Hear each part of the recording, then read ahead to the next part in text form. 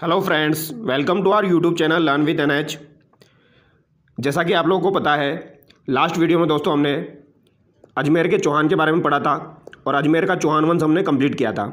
आज के इस वीडियो में दोस्तों हम रणथंभौर के चौहान के बारे में पढ़ेंगे और आज मैं आपका ये पूरा टॉपिक कंप्लीट करवा दूंगा। रणथंभौर के चौहान काफ़ी शानदार टॉपिक है, यहाँ से सवाल एग्जाम में पूछा जाता है और जितनी भी नॉलेज है दोस्तों या जितना भी कंटेंट है रणथंभौर के रिगार्डिंग वो सारा ही मैं आपको एक वीडियो में प्रोवाइड करवा दूंगा। तो इस वीडियो को आप शुरू से लेकर एंड तक जरूर देखिए और जो भी विद्यार्थी चैनल पर नए हैं वो चैनल से जुड़ जाइए।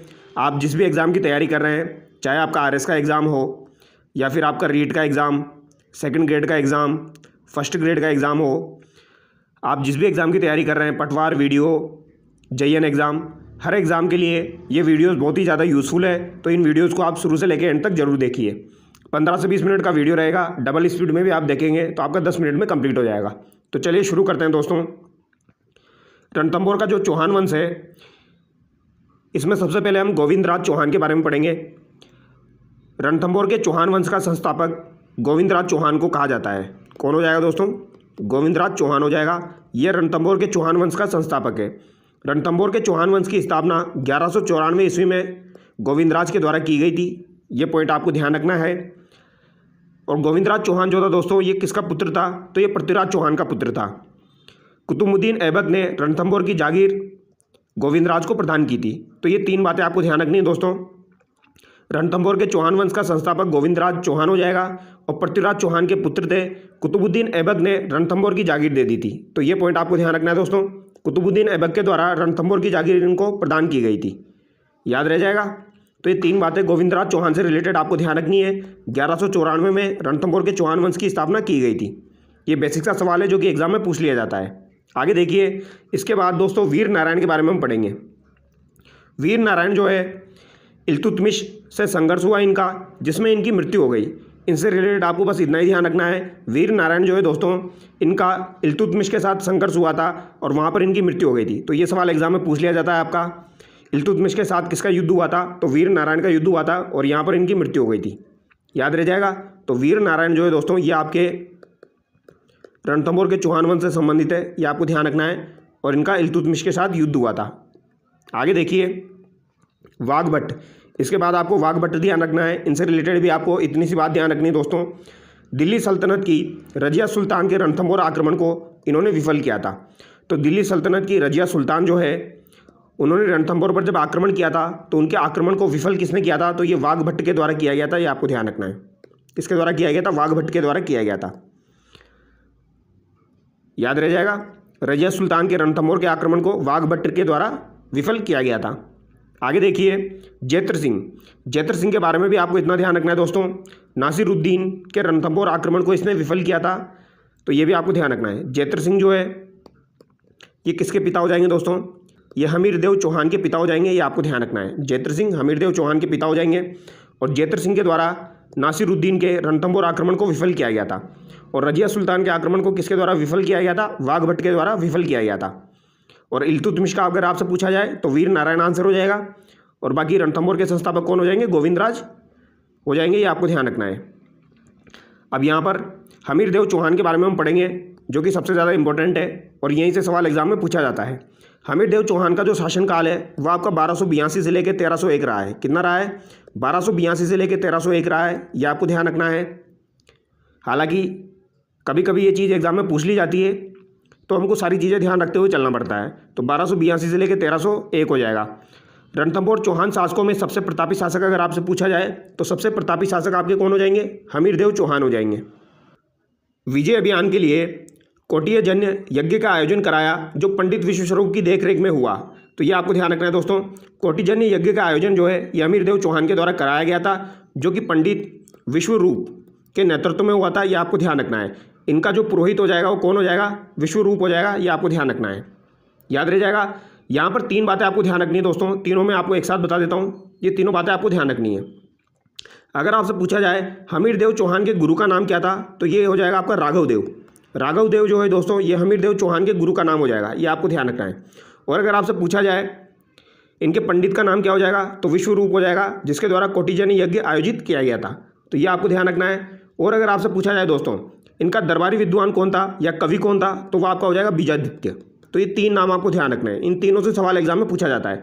बीजादित्य तो इनका राजकवि हो जाएगा, राघवदेव इनके गुरु हो जाएंगे, और पंडित विश्वरूप इनके द्वारा कोटिजनी यज्ञ आयोजित किया गया था। तो ये 3 बातें आपको ध्यान रखनी है, ये आपके एग्जाम में पूछ ली जाती है। मैं सारा मटेरियल आपको एक साथ प्रोवाइड करवा रहा हूँ दोस्तों, तो इन सारी चीज़ों को अगर आप याद कर लेते हैं तो आपका सवाल बाहर नहीं जाएगा। आगे देखिए, मेवाड़ शासक समर सिंह को पराजित किया। तो मेवाड़ शासक समर सिंह को किसके द्वारा पराजित किया गया था? तो मेवाड़ शासक समर सिंह जो है दोस्तों, ये वही मेवाड़ शासक है जिनका सवाल अभी स्टेनोग्राफर के एग्जाम में पूछा गया था दोस्तों। स्टेनोग्राफर के एग्जाम में इनसे रिलेटेड सवाल पूछा गया है। इनके बारे में, मेवाड़ के बारे में जब हम पढ़ेंगे तब हम इसके बारे में पढ़ेंगे समर सिंह के बारे में। तो मेवाड़ के जो शासक समर सिंह थे, इनको इन्होंने पराजित किया था, ये भी आपको ध्यान रखना है। इनके द्वारा वैसे तो काफ़ी सारे शासकों को पराजित किया गया था, बट इंपॉर्टेंट यही है, समर सिंह आपको ध्यान रखना है। इसके अलावा अगर आपसे पूछा जाए, एक भोज शासक को भी इन्होंने पराजित किया था, राजा भोज को भी इन्होंने पराजित किया था, जो कि धार के शासक थे, धार एमपी के शासक थे राजा भोज, इनको भी पराजित किया था। इसके अलावा भीमरस के अर्जुन को भी पराजित किया था दोस्तों। भीमरस के शासक अर्जुन जो थे, इनको भी किसके द्वारा पराजित किया गया था? हमीरदेव चौहान के द्वारा पराजित किया गया था। ये कहाँ के थे आपके? भीमरस कहाँ पर पड़ता है? यूपी में पड़ता है। तो भीमरस के शासक अर्जुन को पराजित किया था, धार एमपी के शासक भोज को पराजित किया था, और समर सिंह को पराजित किया था। तो मेवाड़ से संबंधित है, इसलिए ये एग्जाम में पूछ लिया जाता है। आगे देखिए, दिल्ली शासक जलालुद्दीन खिलजी ने 1290 ईस्वी में झाइन दुर्ग पर आक्रमण किया और झाइन दुर्ग को जीत लिया। अब यहाँ पर एक बात आपको ध्यान रखनी है दोस्तों, रणथंभौर दुर्ग जो है उसकी चाबी या उसकी कुंजी जो है ये किसे कहा जाता है? तो उसकी चाबी या कुंजी जो है ये झाइन दुर्ग को कहा जाता है। झाइन दुर्ग जो है ये रणथंभौर दुर्ग की चाबी कहलाती है, ये आपको ध्यान रखना है। तो दिल्ली शासक जलालुद्दीन खिलजी ने 1290 ईस्वी में झाइन दुर्ग पर आक्रमण किया था। तो यहाँ पर जलालुद्दीन खिलजी आपको ध्यान रखना है, ये अलाउद्दीन खिलजी नहीं है दोस्तों, ये जलालुद्दीन खिलजी है, ये आपको ध्यान रखना है। ये अलाउद्दीन खिलजी का चाचा है, और 1290 में इसके द्वारा झाइन दुर्ग पर आक्रमण किया गया था। ये 1290 भी आपको ध्यान रखना है। झाइन दुर्ग की रक्षा करते हुए गुरुदास सैनी मारा गया। तो यहाँ पर कौन मारे गए थे दोस्तों? यहाँ पर गुरुदास सैनी मारे गए थे। वेरी वेरी इंपॉर्टेंट है, ये आपको ध्यान रखना है। गुरुदास सैनी महान सेना नायक थे, ये यहाँ पर मारे गए थे, ये आपको ध्यान रखना है। 1290 में जलालुद्दीन खिलजी के द्वारा आक्रमण किया गया था। रणथंभौर दुर्ग पर जलालुद्दीन खिलजी ने 2 बार 1991-92 में आक्रमण किया, लेकिन दुर्ग जीत नहीं पाए। तब कहा, ऐसे 10 दुर्गों को मैं मुसलमान के एक बाल के बराबर भी नहीं समझता। तो ये पॉइंट आपको ध्यान रखना है दोस्तों, ये आपका एग्जाम में पूछ लिया जाता है। सिंपल से सवाल एग्जाम में पूछे जाते हैं, जो कि आपको ध्यान रखने हैं। रणथंभौर दुर्ग पर जलालुद्दीन खिलजी के द्वारा 2 बार आक्रमण किया गया, 1291-92 में, लेकिन दुर्ग जीत नहीं पाया, यानी कि वो सफल नहीं हो पाया। तो सफल नहीं हो पाया तो वो कुछ न कुछ तो बोलेगा। तो उसने बोला, ऐसे 10 दुर्गों को मैं मुसलमान के एक बाल के बराबर भी नहीं समझता। यानी कि यहाँ पर आपका एक मुहावरा लागू होता है दोस्तों, अंगूर खट्टे हैं। जब वो जीत ही नहीं पाया तो वो क्या बोल रहा है? ऐसे 10 दुर्गों को मैं मुसलमान के एक बाल के बराबर भी नहीं समझता। आगे देखिए, इस अभियान का वर्णन अमीर खुसरो नाम आपको ध्यान रखना है दोस्तों। अमीर खुसरो की रचना मिफ्ताह उल फुतूह वो जियाउद्दीन बरनी की पुस्तक तारीख़ फिरोज शाही में है, ये आपको ध्यान रखना है दोस्तों। यानी कि जलालुद्दीन खिलजी के द्वारा जो आक्रमण किया गया था, इसका वर्णन जो है ये अमीर खुसरो की पुस्तक है मिफ्ताह उल फुतूह, ये आपको ध्यान रखना है दोस्तों। अमीर खुसरो के द्वारा 2 किताबें लिखी गई है, एक तो आपको ध्यान रखनी है मिफ्ताह उल फुतूह, एक है खजाइन उल फतूह। तो मिफ्ताह उल फतूह जब आपसे पूछी जाए तो इसमें किसका वर्णन मिलता है? जलालुद्दीन खिलजी के द्वारा जब रणथंभौर पर आक्रमण किया गया था उसका वर्णन मिलता है मिफ्ताह उल फतूह में। और खजाइन उल फतूह में दोस्तों चित्तौड़गढ़ पर आक्रमण का वर्णन मिलता है, और साथ ही साथ अलाउद्दीन खिलजी के द्वारा जो रणथंभौर पर आक्रमण किया गया था उसका वर्णन मिलता है। यानी जलालुद्दीन का पूछा जाए तो मिफ्ताह उल फतूह, और अलाउद्दीन का पूछा जाए तो खजाइन उल फतूह हो जाएगा, ये आपको ध्यान रखना है। 2 सिंपल सी बातें हैं और यहाँ से सवाल पूछा जाता है। हमीरदेव ने 17 युद्ध लड़े थे, उसमें से 16 जीते थे। यानी हमीरदेव चौहान जो थे दोस्तों, इन्होंने 17 युद्ध लड़े थे और उसमें से इन्होंने 16 जीते थे और 1 हारे थे। और जो 1 हारा था दोस्तों, इसमें इनके द्वारा केसरिया किया गया था। आगे देखिए, अलाउद्दीन खिलजी के आक्रमण का कारण क्या था दोस्तों? हमीरदेव चौहान ने अलाउद्दीन खिलजी के विद्रोही सेनापति मीर मुहम्मद शाह व केहबरू को शरण दी। मीर मुहम्मद शाह और केहबरू दोनों भाई थे दोस्तों, ये आपको ध्यान रखना है। अलाउद्दीन खिलजी के विद्रोही थे ये मीर मुहम्मद शाह व केहबरू, ये आपको ध्यान रखना है। तो मीर मुहम्मद शाह और केहबरू को किसके द्वारा शरण प्रदान की गई? हमीरदेव चौहान के द्वारा शरण प्रदान की गई। मीर मुहम्मद शाह और केहबरू, ये नाम आपको ध्यान रखना है। तो इनको हमीरदेव चौहान के द्वारा शरण प्रदान की गई, जो कि अलाउद्दीन खिलजी के विद्रोही थे। गुजरात अभियान के समय मुहम्मद शाह सारा धन लेकर हमीरदेव चौहान के पास चला गया था। तो मुहम्मद शाह जो था ये गुजरात अभियान के दौरान, ये नाम भी आपको ध्यान रखना है। गुजरात अभियान के दौरान सारा धन लेकर हमीरदेव चौहान के पास चला गया था।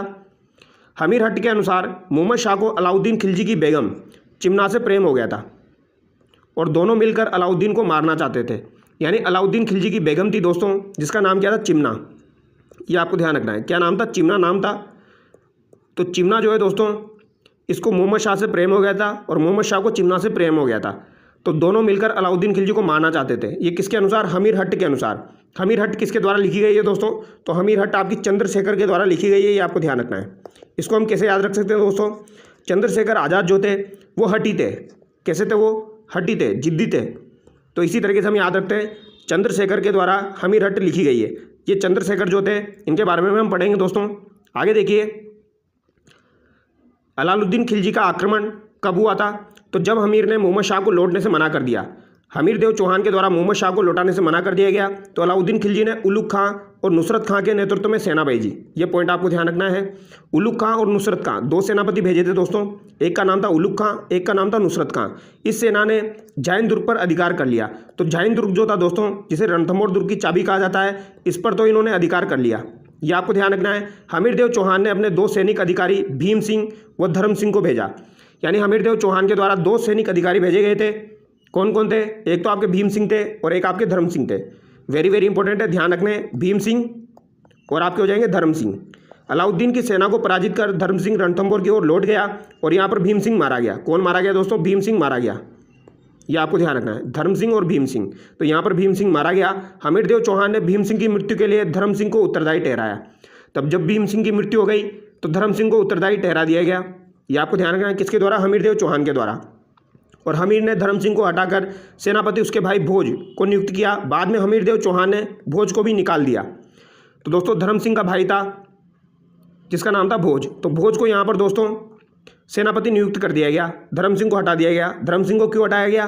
क्योंकि दोस्तों वहाँ पर भीम सिंह की मृत्यु हो गई थी और भीम सिंह का जिम्मेदार किसे ठहराया गया? धर्म सिंह को ठहराया गया। और धर्म सिंह का जो भाई था भोज, उसको यहाँ पर सेनापति बना दिया गया। बट हमीरदेव ने भोज को भी यहाँ से निकाल दिया। तो भोज जो था दोस्तों, ये अलाउद्दीन खिलजी के पास चला गया और रणथंभौर पर आक्रमण करने के लिए कहा। तो ये पॉइंट आपको ध्यान रखना है। यानी भोज जो था ये अलाउद्दीन खिलजी के पास चला गया और रणथंभौर पर आक्रमण करने के लिए कहा। अब आगे देखिए, अलाउद्दीन खिलजी की सेना का आक्रमण हुआ। अलाउद्दीन ने रणथंभौर पर आक्रमण करने के लिए अपने दो सेनापति उलुग खां और नुसरत खां को भेजा। हमीर की सेना ने नुसरत खां को मार दिया। तो दोस्तों यहाँ पर नुसरत खां जो था ये तो मारा गया। नुसरत खां जो था ये तो मारा गया, ये आपको ध्यान रखना है। और जो उलुग खां था ये बच गया था। नुसरत खां यहाँ पर मारा गया, उलुग खां यहाँ पर बच गया। तो इसका तो झंझट खत्म हो गया। नुसरत खां, उलुग खां बचा हुआ था बस। अलाउद्दीन खिलजी का आना, फिर अलाउद्दीन खिलजी आया, अमीर खुसरो भी इसके साथ आया था, जिसने युद्ध का आंखों देखा वर्णन किया है। तो अमीर खुसरो जो था दोस्तों, जिसके द्वारा खजाइनुल फतूह, मिफ्ताहुल फतूह, तारीख़ अलाई लिखी गई है। खजाइनुल फतूह जो है दोस्तों, इसे तारीख़ अलाई भी कहा जाता है। तो खजाइनुल फतूह जो है ये किसके द्वारा लिखी गई? अमीर खुसरो के द्वारा लिखी गई है। और इसमें ही दोस्तों आपके रणथंभौर में जो आक्रमण हुआ था उसका वर्णन मिलता है। हमीरदेव चौहान के समय जो आक्रमण हुआ उसका वर्णन मिलता है। बट जलालुद्दीन खिलजी वाला पूछा जाए तो मिफ्ताहुल फतूह आप आंसर करेंगे, ठीक है। अलाउद्दीन ने लगभग 1 वर्ष तक रणथंभौर दुर्ग में घेरा डाले रखा, जिसके कारण दुर्ग में खास सामग्री का अभाव होने लगा। तो अलाउद्दीन खिलजी ने लगभग 1 साल तक रणथंभौर दुर्ग पर घेरा डाले रखा। अब घेरा डाले रखा तो बाहर जा नहीं सकते, तो खास सामग्री का अभाव हो गया। ये आपको ध्यान रखना है। अब आगे देखिए, अमीर खुसरो कहता है सोने के दोनों के बदले चावल का दाना भी नसीब नहीं हो रहा था। यानी सोने के दोनों के बदले चावल का एक दाना भी यहाँ पर नसीब नहीं हो रहा था। ये किसने कहा था? अमीर खुसरो ने कहा था। ये आपको ध्यान रखना है। अलाउद्दीन ने हमीरदेव के सेनापति रणमल और रतिपाल, ये नाम आपको ध्यान रखना है, रणमल और रतिपाल को दुर्ग देने का लालच देकर अपनी ओर मिला लिया। तो रणमल और रतिपाल जो था दोस्तों, इसे दुर्ग देने का लालच दिया। इन दोनों को दुर्ग देने का लालच दिया और अपनी ओर अलाउद्दीन खिलजी ने मिला लिया। और यहाँ पर साका कब हुआ था? तो ये एग्जैक्ट डेट आपको ध्यान रखनी है, 11 जुलाई 1301। कब हुआ था? 11 जुलाई 1301। इंपॉर्टेंट है दोस्तों, 11 जुलाई 1301 को यहाँ पर साका हुआ था। ये एग्जैक्ट डेट आपको ध्यान रखनी है। कभी कभी आपको एग्जाम में पूरा पूछ लिया जाएगा 11 जुलाई 1301। 1301 से काम नहीं चलेगा, 11 जुलाई भी आपको ध्यान रखना पड़ेगा, ठीक है। आगे देखिए, हमीरदेव की पत्नी रंग देवी वो पुत्री देवलदे ने रणथंभौर दुर्ग में स्थित पद्मा तालाब में कूदकर जोहर किया। तो हमीरदेव चौहान की जो पत्नी थी रंग देवी, इनके द्वारा जोहर किया गया, ये आपको ध्यान रखना है। और इनकी पुत्री थी दोस्तों देवलदे, उसने पद्मा तालाब में कूदकर जल जोहर किया था। यानी कि यहाँ पर जौहर भी हुआ था और जल जौहर भी हुआ था। जल जौहर किसके द्वारा किया गया था? तो देवलदे के द्वारा किया गया था, जो कि रंग देवी या हमीरदेव चौहान की पुत्री थी। हमीरदेव चौहान ने केसरिया किया यहाँ पर। राजस्थान का प्रथम शाखा हुआ और एकमात्र जल जौहर, राजस्थान का एकमात्र जल जौहर जो है वो भी यहीं हुआ था, ये आपको ध्यान रखना है। मोहम्मद शाह भी हमीर की तरफ से लड़ते हुए वीर गति को प्राप्त हुआ। तो मोहम्मद शाह जो था ये भी हमीर की तरफ से लड़ते हुए वीर गति को प्राप्त हो गया, ये आपको ध्यान रखना है। आगे देखिए, रणथंभौर विजय के बाद अमीर खुसरो लिखता है, आज कुफ्र का घर इस्लाम का घर हो गया। तो रणथंभौर विजय के बाद अमीर खुसरो के द्वारा लिखा गया, आज कुफ्र का घर इस्लाम का घर हो गया। तो ये सवाल एग्जाम में पूछा जाता है दोस्तों, आज कुफ्र का घर इस्लाम का घर हो गया, ये किस विजय के बाद कहा गया था? तो ये रणथंभौर विजय के बाद कहा गया था, ये आपको ध्यान रखना है। किस विजय के बाद कहा गया था? रणथंभौर विजय के बाद कहा गया था। इंपॉर्टेंट है दोस्तों। अगर आपसे एग्जाम में पूछा जाए, रणथंभौर को रणस्तंभपुर कहा जाता है, रणस्तंभपुर, तो रणथंभौर को किसमें कहा गया है? तो दोस्तों जोधराज की पुस्तक है हमीर रासो, जोधराज की पुस्तक हमीर रासो में रणथंभौर को रणस्तंभपुर कहा गया है, ये भी आपको ध्यान रखना है। ये भी आपसे एग्जाम में पूछ लिया जाता है, यानी कि प्राचीन नाम क्या हो जाएगा? रणस्तंभपुर हो जाएगा। आगे देखिए, अलाउद्दीन खिलजी ने दुर्ग उलुग खां को सौंप दिया। तो यहाँ पर दोस्तों दुर्ग किसको दे दिया गया? उलुग खां को दे दिया गया, यानी कि यहाँ का सेनापति किसे बना दिया गया? अब उलुग खां को बना दिया गया। यहाँ का प्रशासक किसे नियुक्त किया? उलुग खां को नियुक्त किया, ये आपको ध्यान रखना है। बीजादित्य नामक कवि हमीर के दरबार में था। तो ये अभी मैंने आपको बताया, बीजादित्य आपको ध्यान रखना है। एक क्या ध्यान रखना है आपको? बीजादित्य ध्यान रखना है। और एक राघव देव इनके गुरु हो जाएंगे, और एक विश्वरूप जो है वो इनके राजपुरोहित हो जाएंगे, जिनके द्वारा कोटिजनी यज्ञ करवाया गया। आगे देखिए, हमीर देव ने अपने पिता जेत्र सिंह के 32 वर्षों के शासन की याद में रणथंभौर दुर्ग में 32 खंभों की छतरी बनवाई, जिसे न्याय की छतरी कहते हैं। तो 32 खंभों की छतरी का निर्माण हमीर देव चौहान के द्वारा करवाया गया था अपने पिता जेत्र सिंह के 32 वर्षों के शासन की याद में, यह आपको ध्यान रखना है। आगे देखिए, हमीर देव चौहान के लिए कहते हैं, सिंह संवंत सतपुरुष वचन कदली फले एक बार, तिरिया तेल हमीर हट चढ़े ना दूजी बार। तो ये किसके बारे में कहा जाता है? ये हमीर देव चौहान के बारे में कहा जाता है। सिंह संवंत सतपुरुष वचन कदली फले एक बार, तिरिया तेल हमीर हट चढ़े ना दूजी बार, ये आपको ध्यान रखना है। अब यहाँ पर कुछ प्रमुख किताबें हैं, ये आपको ध्यान रखनी दोस्तों। और हमीर देव चौहान जो है दोस्तों, इनके द्वारा एक किताब भी लिखी गई है, ये भी आपको ध्यान रखना है, श्रृंगारहार जो है दोस्तों, ये किसके द्वारा लिखी गई है? तो ये हमीर देव चौहान के द्वारा लिखी गई है, ये आपके एग्जाम में पूछी जाती है, इंपॉर्टेंट है दोस्तों। एक आपकी पूछी जाती है नेह तरंग, जो कि बुद्ध सिंह के द्वारा लिखी गई थी, जो कि बूंदी के शासक थे। और एक श्रृंगारहार पूछी जाती है, जो कि हमीर देव चौहान के द्वारा लिखी गई है। अब यहाँ पर इंपॉर्टेंट बातें हैं वो देख लेते हैं। हमीर महाकाव्य की रचना किसके द्वारा की गई? तो ये नयन चंद्र सूरी के द्वारा की गई। किसके द्वारा की गई? नयन चंद्र सूरी के द्वारा की गई। हमीर रासो 2 मिल जाएगी आपको दोस्तों। तो एक हमीर रासो जो है ये तो सारंगधर के द्वारा लिखी गई है, और एक हमीर रासो जो है ये जोधराज के द्वारा लिखी गई है। सारंगधर के द्वारा जो हमीर रासो लिखी गई है ये 14वीं सदी में संस्कृत भाषा में लिखी गई है, और हमीर रासो जो कि जोधराज के द्वारा लिखी गई है ये 18वीं सदी में अहिर वाटी में लिखी गई है, ये आपको ध्यान रखना है। तो ये दोनों बातें इंपॉर्टेंट है, ये आपको ध्यान रखनी है। हमीर रासो सारंगधर के द्वारा लिखी गई है और जोधराज के द्वारा लिखी गई है। जो सारंगधर के द्वारा लिखी गई है ये आपकी संस्कृत भाषा में है दोस्तों, और जो जोधराज के द्वारा लिखी गई है ये आपकी अहिर वाटी भाषा में है। ये 14वीं शताब्दी की है, ये 18वीं शताब्दी की है। हमीर हट जो है ये चंद्रशेखर के द्वारा लिखी गई है, और सुरजन चरित्र जो है ये भी आपकी चंद्रशेखर के द्वारा लिखी गई है। अब यहाँ पर एक पॉइंट आपको ध्यान रखना है दोस्तों, चंद्रशेखर जो था ये किसके दरबार में था? तो दोस्तों ये बूंदी के एक शासक थे सुरजन सिंह, उनके दरबार में था, ये आपको ध्यान रखना है। बूंदी के शासक सुरजन सिंह के दरबार में था। ये आपसे अगर एग्जाम में पूछ लिया जाए तो आपको ध्यान रखना है, क्योंकि अगर आपसे पूछा जाएगा चंद्रशेखर किसके दरबार में था, और अगर आपको ऑप्शन हमीर देव चौहान दे दिया जाएगा तो आप वही लगाओगे, तो वो नहीं लगाना है आपको। चंद्रशेखर जो था ये किसके दरबार में था? ये आपके बूंदी के शासक सुरजन सिंह के दरबार में था, और इसके द्वारा हमीर हट भी लिखी गई है और सुरजन चरित्र भी लिखी गई है, ये आपको ध्यान रखना है। ये 2 इंपॉर्टेंट बातें हैं, हमीर हट और सुरजन चरित्र। हमीर बंधन जो है ये किसके द्वारा लिखी गई है? अमृत कैलाश के द्वारा लिखी गई है, ये आपको ध्यान रखना है। अमृत कैलाश के द्वारा हमीर बंधन लिखी गई है, इंपॉर्टेंट है, ये भी आपके एग्जाम में पूछी जाए तो ध्यान रखना है। हमीर बंधन किसके द्वारा लिखी गई है? अमृत कैलाश के द्वारा लिखी गई है। और हमीर रायण काफ़ी बार एग्जाम में पूछी जाती है, भांडव व्यास के द्वारा लिखी गई है। हमीर रायण जो है ये किसके द्वारा लिखी गई है दोस्तों? ये आपकी भांडव व्यास के द्वारा लिखी गई है, ये आपको ध्यान रखना है दोस्तों, ठीक है, याद रह जाएगा। और अगर आपसे पूछा जाए हमीर मद मर्दन, हमीर मद मर्दन जो है दोस्तों ये किसके द्वारा लिखी गई है? तो हमीर मद मर्दन जो है ये आपकी जयसिंह सूरी के द्वारा लिखी गई है, जयसिंह सूरी के द्वारा लिखी गई है, ये आपको ध्यान रखना है। और हमीर मद मर्दन का संबंध दोस्तों हमीर देव चौहान से बिल्कुल भी नहीं है, ये आपको ध्यान रखना है। हमीर मद मर्दन में भूतला के युद्ध की जानकारी मिलती है, भूताला का युद्ध किसके मध्य हुआ था? भूताला का युद्ध दोस्तों आपको जेत्र चित्र इत्र ध्यान रखना है, जेत्र चित्र इत्र, तो जेत्र सिंह और इल्तुतमिश के मध्य हुआ था भूताला का युद्ध, ये आपको ध्यान रखना है। और जेत्र सिंह के द्वारा चित्तौड़गढ़ को यहाँ पर राजधानी बनाया गया था। और भूताला का युद्ध आपका 1226-27 के आसपास हुआ था। और इसमें ही दोस्तों हमीर मदमर्दन में हमीर किसको कहा गया है? तो यहाँ पर हमीर जो है ये किसको कहा गया है? इल्तुतमिश को कहा गया है। इल्तुतमिश जो है दोस्तों इसको ही अमीर कहा गया है, क्योंकि इसका नाम क्या था? ओरिजिनल नाम क्या था इसका? अमीर था दोस्तों। ओरिजिनल नाम क्या था इसका? अमीर था। और अमीर को ही जयसिंह सूरी के द्वारा क्या लिख दिया गया? हमीर लिख दिया गया। तो इसीलिए इसे हमीर मदमर्दन कहा जाता है। ये आपको ध्यान रखना है। ये किसके द्वारा लिखी गई? जयसिंह सूरी के द्वारा, बट इसका कोई संबंध हमीर देव चौहान से नहीं है, ये आपको ध्यान रखना है। ठीक है, तो यहाँ पर जो भी इंपॉर्टेंट बातें थी दोस्तों वो मैंने आपको बताई है। आई होप आपको वीडियो अच्छा लगा होगा। अगर आपको वीडियो अच्छा लगा है दोस्तों तो वीडियो को लाइक कीजिए और चैनल को सब्सक्राइब कीजिए। Thank you so much. बाकी नेक्स्ट वीडियो में मिलते हैं दोस्तों। नेक्स्ट वीडियो में हम आगे चौहान वंश के बारे में पढ़ेंगे।